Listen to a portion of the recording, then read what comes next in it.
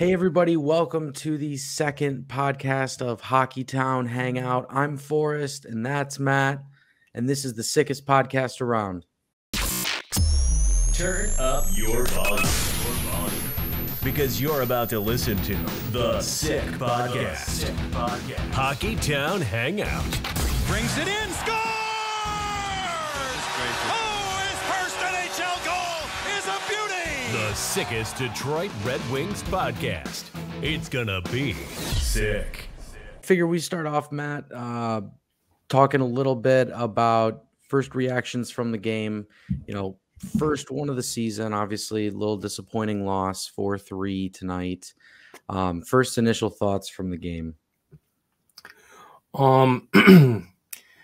Definitely looked like their first game together. I was a little confused at putting Perron with 93 and 71 because I don't think they played together at all in the preseason. They just I don't know. They didn't look as noticeable out there as they did maybe with Raymond. I think he maybe spotted Raymond with him at the end of the game. But I mean, my biggest takeaway is outside of the Seider-Wallman pairing, the defense has still got some question marks on it. I thought Jeff Petrie had a horrendous Red Wings debut. I don't know how you come out in your dad's number and play like that in your first game, but holy cow, man, that's not going to be anywhere close to good enough. I hear you. I think my biggest loser of the night was definitely Jeff Petrie. He looks like he's got a long way to go. I mean, I know he got a lot of hate last year from a lot of Pittsburgh fans.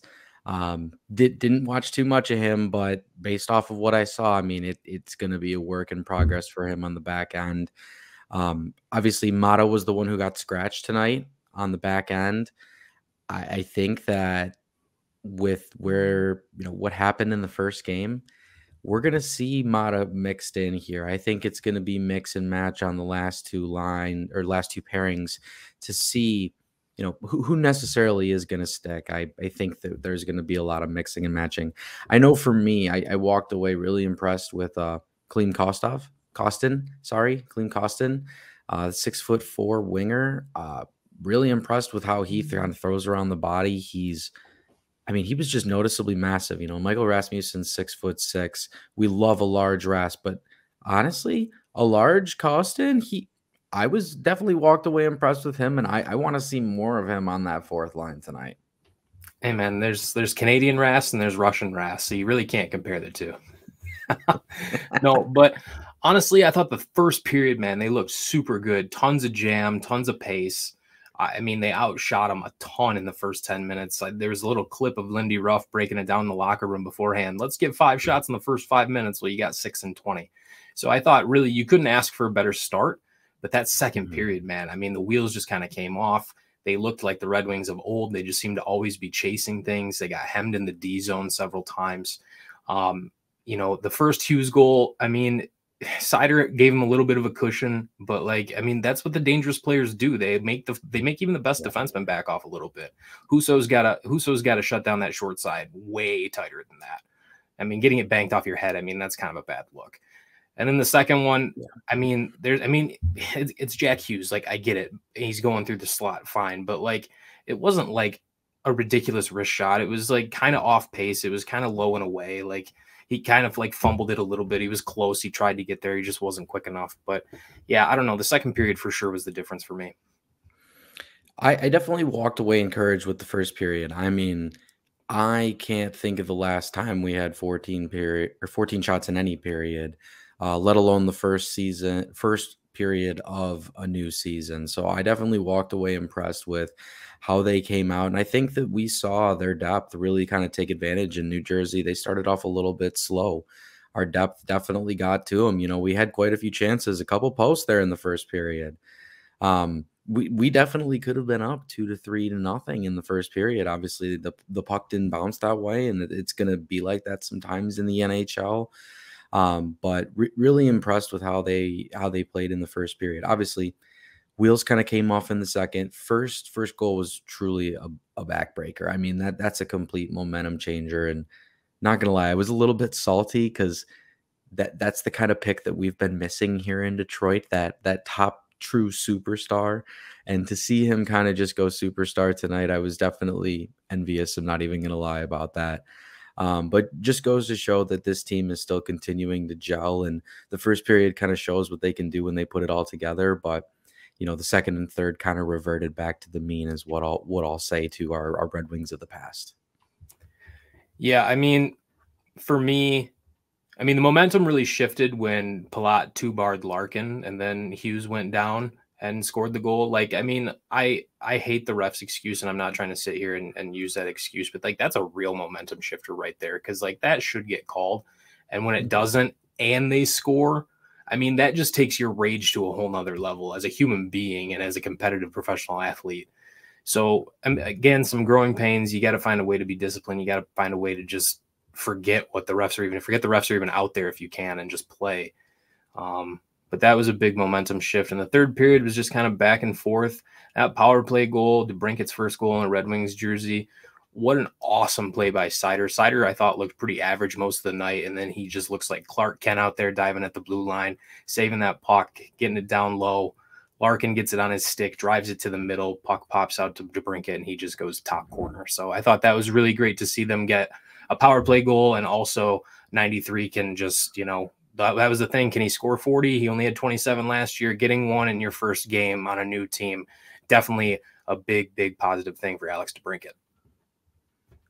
I agree. I know we talked a little bit about the crisp passing on the power play, and the play by Mo was awesome. But yeah, I mean, walked away overall impressed with the passing on the power play. I thought it was crisp. I thought there was a purpose.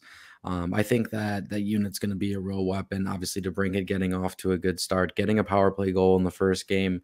I mean, it seemed like a lot of stuff really started off right. Obviously, defense looks pedestrian and a few stuff, and that's going to happen. I mean, New Jersey, they have two really high end top lines that we can't necessarily match up with that. Larkin and his line, they might be able to match up with one, but we don't have that second line depth. So we're kind of, we're throwing somebody out there on the defensive end, and the Devils showed, how far this team has to go.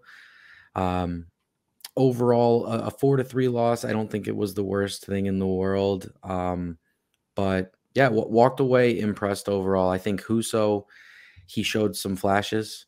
I thought the first period he made quite a few really good saves. I mean, I know we talked about the Wings dominating the first, but Husso definitely played well in my opinion. Obviously, he had his slip ups, and every goaltender is going to have that. But I think overall a good place to start. Some good, some bad, some ugly, but you're going to get that with a team that's still growing and still finding their place in the league. Yeah. I mean, the fact that the first period they played together looked like that is an encouraging thing. And, with rebuilding teams, like we say, the play, it's not yes or no at the playoffs. It's not black and white, right? I mean, we gotta be objective, and we gotta really analyze the game for what it is. That's a 112-point team from last year with Jack Hughes, arguably top 5 player in the league, for sure top 10. Oh yeah. So I mean, that's a tough draw on the road. Their home opener, expectations are super high for them. Their fans are expecting, Eastern Conference Finals or beyond. But overall, things to clean up, things to be encouraged by. One thing I was super encouraged by is the Red Wings forecheck looks really good. They look like a team that is forechecking relentlessly. They are getting stick on puck. They are clogging lanes. And that's what forechecking, honestly, if you're asking me, just comes down to I'm going to outwork you. Like, I'm going to skate harder. I'm going to make sure I'm conscious of my stick positioning. I'm going to make sure I'm on top of my angles. Like, it's just pure work ethic. And as a coach, you talk about controlling your controllables to your players all the time, because there's so many things in hockey that you can't control that can go friggin' wrong. So you've got to control your controllables. And forechecking is a huge one. And I thought the Red Wings forecheck looked superb tonight. All right, everybody, transitioning a little bit here. We talked about how the forecheck, we've really kind of liked it over the first game. We do want to talk a little bit about the defense. So top pairing we knew was going to be Seider and Wallman. Seider kind of had a couple lackadaisical plays tonight. I mean, it's the first game. Overall, wasn't anything I was too alarmed by. But really, the second pairing of Sherratt and Petrie, I thought that they looked really terrible tonight. I know that when we hosted the first pod, or at least I was looking for Mata and Petrie on the second pairing. Was very surprised to see Mata scratch tonight. Petrie didn't play well, so I think the second pairing, they need to kind of go back to the drawing board here. I don't know if either Petrie or Sherratt can handle those minutes, Matt. Anything on that? I mean, the immediate emotional reaction is scratch Petrie and dress Mata. That's the immediate emotional reaction. I'm almost wondering, though, are they better off scratching like Christian Fischer and dressing Olli Mata and going 11-7? Because I did kind of like Joe Veleno tonight, and I did like Klim Kostin. Christian Fischer was just kind of, aside from that high stick he took from Timo Meier, he was pretty not noticeable in my opinion. And the defense obviously needs some help. And I think Olli Mata, I think a lot of Red Wings fans can agree, like he's just kind of a calm, puck-moving defenseman who, like, you know, I mean, he's not like, you know, a top pair guy by any means, but just to add another veteran. I mean, if you're so committed to having so many veterans back there, why not just dress 11-7? I would agree with that. I mean, last year we saw Hronek play light years better once the calming presence of Mata was on the left side and kind of allowed him to roam offensively. You know, Mata is definitely the stay-at-home type. And, you know, on a team that continues to be looking for defense, I think outside of the top pairing, he's one of the best options that we have defensively. I would say him and Hull. I know that the Maple Leafs fans, they truly hate Justin Hull, but tonight I walked away thinking that, you know, he's a pretty solid third pairing right-handed defenseman, just as advertised. And, you know, I didn't really have any complaints with Hull specifically. I thought Gostisbehere, he looked like he had a lot of potential on the power play, but, you know, he's going to give up chances on the other end. So he kind of is what he is. So. Yeah, I didn't really have a problem with Hall's game tonight. You know, that point you make about Hronek and Mata, just, you know, we talked about Gostisbehere and Mata on the last pod. And I mean, I would like to see them play together, man, because I thought Shane Gostisbehere looked okay. There were a few plays where he, you know, looked like, you know, he's getting those first game jitters out of the way, puck kind of bouncing on him, kind of out of position here and there a little bit. But he's a good player. He's a good depth defenseman. He'll be all right. He'll figure it out. Like, really, I mean, there's so much hockey left, and it's really easy to watch one game and overreact, especially when it was an off season where the general manager did so much and added so much and the team's so different. And it's, you know, year 2 of Coach Lalonde, and it's a lot of things for casual fans to process. But I think overall you got to be encouraged that they didn't roll over. You know, I mean, yeah, again, really good team, deep team.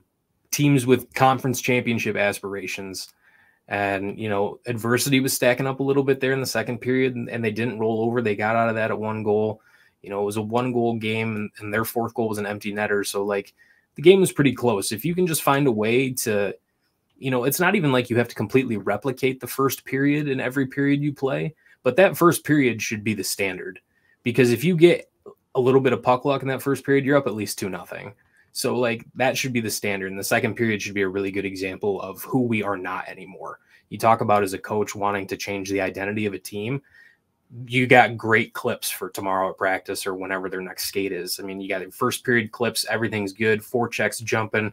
Offense is humming. Defense is getting pucks out. Then you got the second period where we're running around in our D zone. You know, we're not really getting in on the forecheck. The neutral zone's porous. So a lot of really good teachable clips. And, but man, if you're Simon Edvinsson sitting in your apartment in Grand Rapids tonight, you're probably pretty ticked off, though. Not saying, but just saying. Yeah, I hear you. I mean, a couple years ago, this Wings team, you know, they would have probably given up an extra goal in the second period, and it would have been, you know, a 2-goal deficit flipping over to the third.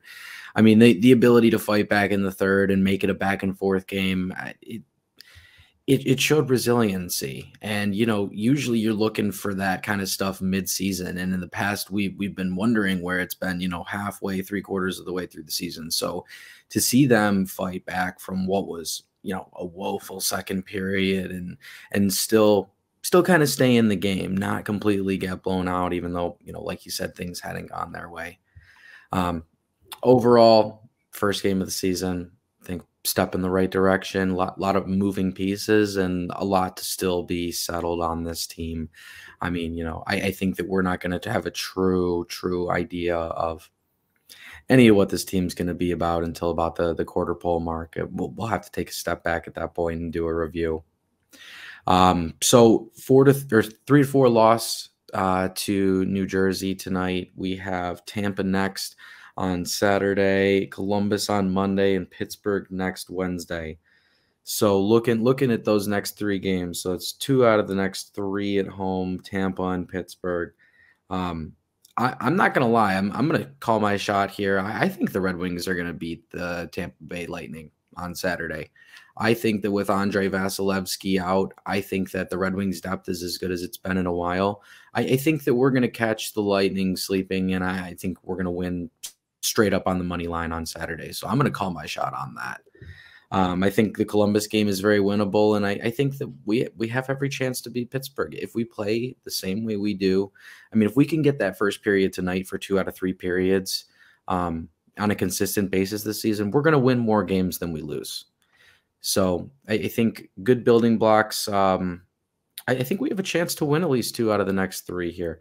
Tampa, Columbus, Pittsburgh. I mean, hey, if we can be sitting with 6 points in 4 games against what?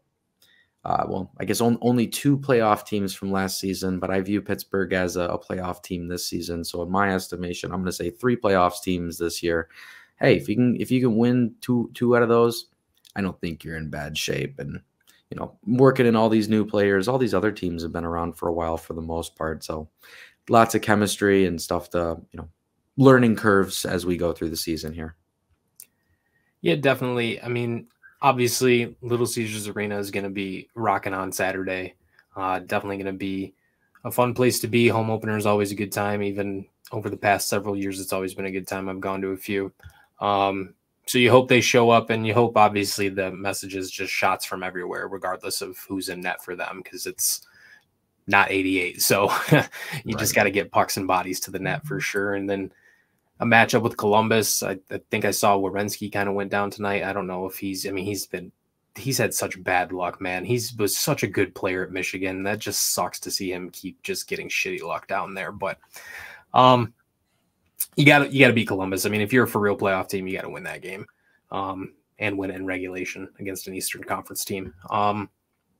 Yeah, and then Pittsburgh. So, I mean, if you could find a way, if you're 1-1-1 going into Pittsburgh, I'm cool with that. And you got to play Pittsburgh tough. That can't be a game where you get blown out. I think that one's at home too, isn't it?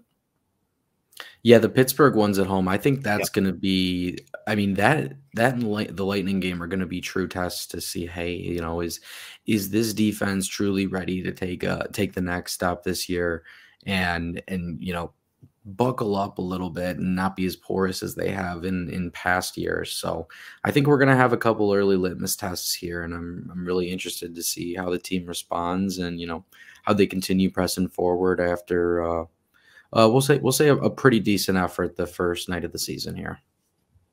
Yeah, it's always tough to start on the road too. I mean, you're so used to. I mean, especially with the Wings, like. You're up in TC for training camp, then you're getting back down to Detroit and getting back into the grind, and then you got to immediately go on the road just for one game too. It's not like you're going on a trip where you can develop maybe a little bit of rhythm. It's just kind of get there, play, and go home. So that's a tough draw to start, but yeah, excited for the home opener. I'm excited to start watching some hockey here with some regularity, and tough loss tonight. Defense has definitely got to figure it out, but definitely not time to press the panic button just yet, for sure. Okay, gang. So we kind of previewed the next week here in Wings hockey. We want to talk a little bit about the competition in the Atlantic Division. So in the recent rebuilding history, obviously we know that Buffalo's been perennially rebuilding for the last decade plus. No playoff appearances for them. Ottawa is essentially the team that caused us to rebuild last season when we played that 2-game stretch in March and unfortunately got swept, which is what caused Stevie to backpedal and sell. So I think that those are 2 really close cases to us. Looking here, it looks like Buffalo's 0-1 and same with Ottawa. So both teams 0-1 along with the Wings. Comparison, what have you seen so far, Matt, from those two teams, and where do the Wings stand in your estimation with those two teams in the Atlantic? Yeah, I think it's kind of a convenient trio of games to compare because Buffalo played New York, who's a team that's trying to win a Stanley Cup, and Ottawa played Carolina, who's a team trying to win a Stanley Cup, and Detroit played New Jersey, who's a team trying to win a Stanley Cup. Buffalo got routed tonight by the New York Rangers. I mean, I wasn't watching the game closely. I was obviously watching the Wings game, but that game was not close from the highlights and the plays that I saw online and on TV. And then Ottawa gave up almost 45 shots to the Hurricanes and lost by a couple goals. But still, anytime you can score 3 or more on the Hurricanes, that's something that you can be proud of with how good they played defensive zone coverage. So, every team's 0-1, so nothing's screwed yet. So there's a lot of everything's still up for grabs, obviously. Only one game into an 82-game season. But, Buffalo, Tage Thompson needs to do it again for me before I believe the hype on him. And he was nowhere to be found tonight. So, again, one game, don't overreact. But I think for me with Buffalo, they were one of the highest scoring teams in the NHL last season. Gave up, some of the most goals per game in the league last season. I just personally don't think that's a recipe for success. Your point on Tage Thompson, I think you said it very eloquently. I don't believe that last season was, I think last season was his ceiling. And yeah, it came a lot sooner than we thought, but I don't think that Tage Thompson's going to be able to repeat that. Goaltending is always been the Buffalo Sabres' Achilles heel. I mean, we know they have high-end talent at defense. They have 2 number-1 picks on defense between Dahlin and Power.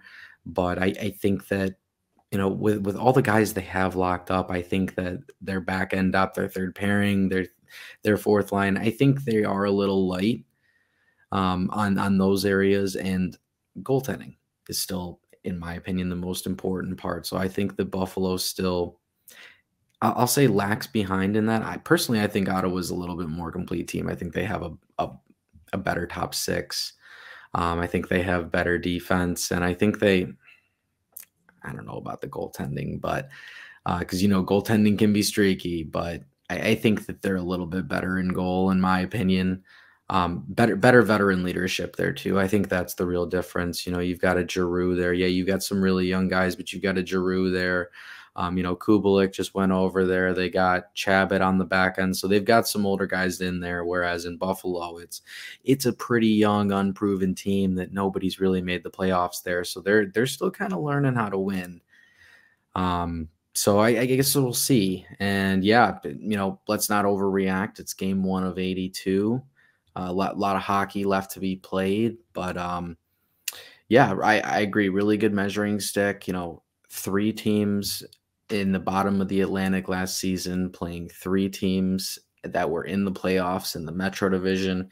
Yeah, I think we can take a lot. And the Wings being competitive, I think it was like a 2-goal game. Yeah, they got the one late, made it a 1-goal game, made it look a little bit closer. But yeah, about 2-goal deficit for most of the game.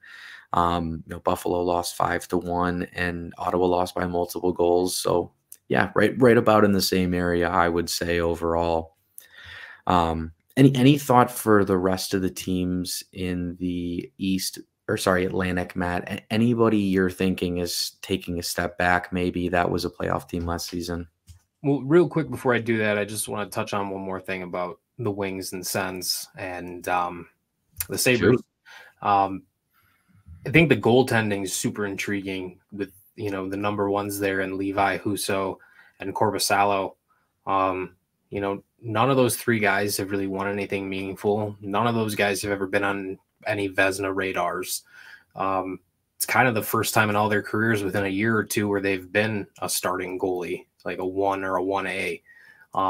So it'll be really interesting to see how those goalies do in those situations. And I mean, I don't think this is anything controversial when I say whatever of those 3 goalies has the better season, that's probably the team that's either in the playoffs or closest to it. So, bingo. But in terms of the other teams in the Atlantic Division, I mean, I still think it's pretty top heavy. You know, Florida, Toronto, Boston, and Tampa. Those are the big boys on the block. And it's going to come down to, I mean, the Wings play those guys. You know, they play them a lot. And if you really want to show people what you're made of, you show up during those games and you get points out of them. You don't need to win every time you play them, but when you look at it when the full body of work is done, I mean, if you're for real, you have a good record against those teams. So it'll be really interesting to see. Obviously, hockey is a game that, you know, it can get away from teams fast. Injuries can pile up fast. There's a lot that could happen that we just won't know until it does. So it's obviously a really tough division. A lot of people would agree it's the toughest in the entire league. But regardless of whatever division you're in the NHL, night in and night out, you got to go out there and do your job. And you got to go out there and you got to line up against other guys who are professional athletes, and you got to find a way to outwill them and outwork them. Because, again, control your controllables. You know, and in a game that's so fast and there's so much going on, if you can be a player that has good habits, and if you can be a team that has tons of players with good habits, which are, you know, conditioned and learned over time with repetition, you know, the Wings just got to be doing things the right way. So I don't think there's really anyone in there tonight who's holding, you know, their head down, who's feeling sorry for themselves. I think they're going to take some positive things away from it. I think the things that they need to work on are glaring and obvious. And I'm assuming they're going to get at least one skate in before they play on Saturday. So I'm sure they'll have plenty of time to get some reps in to fix the D zone and the zone exits and the puck retrievals and the breakout routes. And so it just comes with reps. So, but it'll be really interesting to see what happens in the Atlantic. It'll be really interesting to see how many less points Boston has. It'll be interesting to see where Tampa Bay's at in the standings when Vasilevsky comes back. It'll be interesting to see how that new core in Toronto meshes together. So just a lot of unanswered questions, as there are at the beginning of every season. But I think Red Wings fans should be encouraged with the game tonight, and we should be looking forward to a really exciting home opener on Saturday. You should definitely get down there, pound a few ginger ales at Harry's or Tin Roof beforehand. We're not sponsored, but we could be. But yeah, it's going to be a great time down there. And I'm not going. I'm going to probably be on my couch drinking ginger ales at home. But definitely excited to watch another game, see what they can do when they get on home ice. Well said, Matt. Definitely an exciting time of year. Home opener on Saturday. I don't think either of us are going. We'll both be popping, drinking ginger ales at the house. So definitely excited to watch the boys on Saturday, and the big games here over the next week as we start to unpack the season. So, gang, really appreciate you, cracking a few cold ginger ales with us here tonight. As you know, this is the sickest podcast, Hockeytown Hangout. Once again, I'm Forrest, and that's Matt. And have a great evening, gang. Go Lions, baby. And that's a wrap. Hope you don't miss us too much until next time. Follow the Sick Podcast Hockeytown Hangout on YouTube, Facebook, Google Play, and Apple Podcasts.